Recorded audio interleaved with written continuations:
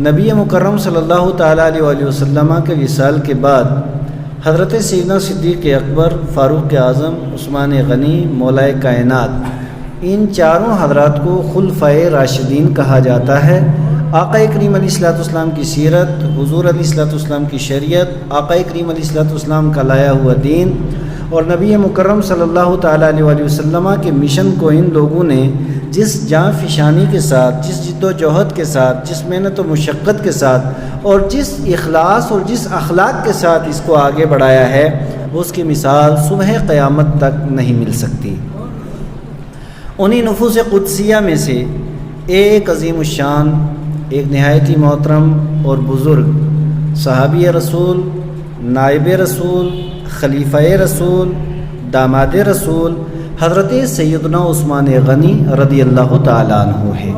حضرت عثمان غنی رضی اللہ تعالیٰ عنہ کا یوم وصال، آپ کی شہادت یہ 18 ذی الحجہ کو ہے، اور ان کے تعلق سے میں چند باتیں آپ حضرات کی گوش گزار کروں گا اس دعا کے ساتھ کہ اللہ تبارک و تعالیٰ سیرت عثمانی پر ہم سب کو عمل پیرا ہونے کی توفیق عطا فرمائے۔ حضرت عثمان غنی رضی اللہ تعالیٰ عنہ آپ سخاوت میں بہت زیادہ مشہور تھے، جیسے حضرت سیدنا صدیق اکبر رضی اللہ تعالیٰ عنہ یا فاروق اعظم یا عثمان غنی یا مولائے کائنات، یہ چاروں خلفاء ہیں اور یہ جامع صفات ہیں، اور ان کی خلافت کو خلافت راشدہ کہا جاتا ہے، اور خلافت راشدہ وہ خلافت ہوتی ہے جو علی منہاج النبوہ ہو۔ اب خلافت راشدہ علی منہاج النبوہ کا مطلب یہ ہے آقا کریم علیہ الصلوۃ والسلام نے جس طریقے سے جو کچھ بتایا ہے، یہ چاروں خلفاء اسی کے مطابق ساری دنیا چلتے بھی رہے اور لوگوں کو چلاتے بھی رہے۔ اب ذرہ بھر ادھر ادھر نہیں ہوئے۔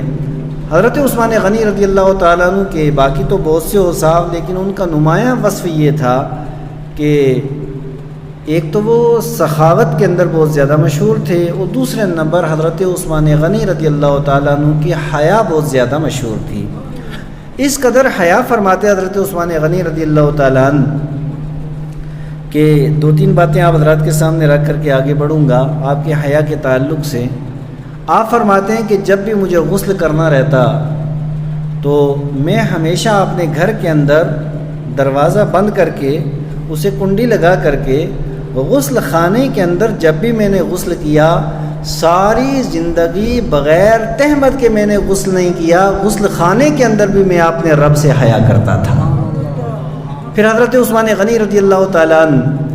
اور یہ متعدد کتب احادیث کے اندر یہ حدیث موجود ہے،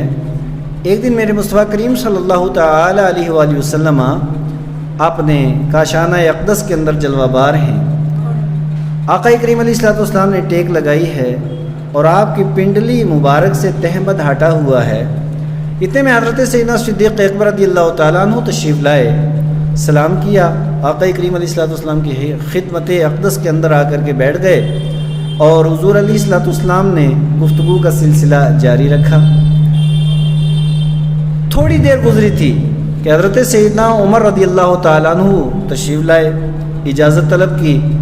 اور اجازت طلب کرنے کے بعد مصطفیٰ کریم صلی اللہ تعالی علیہ وآلہ وسلم کی بارگاہ اقدس کے اندر وہ حاضر ہوئے،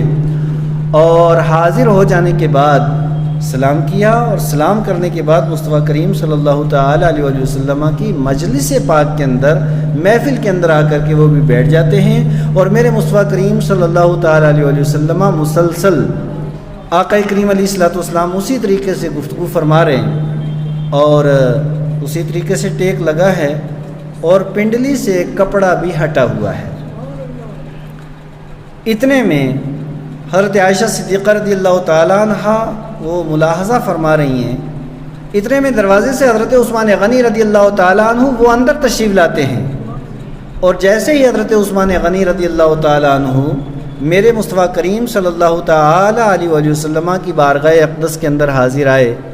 آقا کریم علیہ الصلوۃ والسلام نے پنڈلی مبارک کے اوپر تہمت کر لیا، اور آقا کریم علیہ الصلوۃ والسلام بیٹھ گئے، اور بیٹھ کر کے گفتگو شروع ہوئی۔ اس کے بعد یہ سارے اصحاب جب واپس تشریف لے گئے، حضرت عائشہ صدیقہ رضی اللہ تعالیٰ عنہ حضور کی بارگاہ میں آئیں، اور آ کر کے آپ سے یہ دریافت کیا کہ یا رسول اللہ، سید الصادقین اور افضل البشر بعد الانبیاء حضرت صدیق اکبر آپ کی بارگاہ میں آئے، آپ نے کپڑا بھی اسی طریقے سے ہٹایا نہیں، اور اسے کپڑا اسی طرح ہٹا رہا، اور آپ اسی طرح ٹیک لگا کر کے جلوہ بار رہے، اور اس کے بعد سید العادلین اور اتنے پیکر جرت و بہادری حضرت عمر رضی اللہ تعالیٰ عنہ تشریف لائے، اور آپ اسی کیفیت سے بیٹھے رہے۔ لیکن جب حضرت عثمان غنی آئے تو آپ کے بیٹھنے کی کیفیت بدل گئی، وجہ کیا ہے؟ آقا کریم علیہ الصلوۃ والسلام نے ارشاد فرمایا، عائشہ میں اس شخص سے حیا کیوں نہ کروں، عرش کے فرشتے بھی جسے دیکھ کے حیا کرتے ہیں۔ وہ حضرت عثمان غنی رضی اللہ تعالیٰ عنہ کی شخصیت، اور آقا کریم علیہ الصلوۃ والسلام نے حضرت عثمان غنی رضی اللہ تعالیٰ عنہ کے لیے جو بہت سی دعائیں کی، ان میں سے ایک دعا یہ بھی ہے، اے اللہ عثمان کو بغیر حساب کے جنت میں داخل کر دینا، بغیر حساب کے۔ حساب کتاب ہوگا، باقی کا عثمان غنی کا حساب کتاب نہیں ہوگا۔ کہ مولا یہ اتنا حیا والا ہے عثمان کہ تیری بارگاہ میں کھڑے ہو کر کے یہ حساب نہیں دے سکے گا، میرے اللہ، میرے پاک پروردگار عالم، اسے بغیر حساب کے تو جنت کے اندر داخل کر دینا۔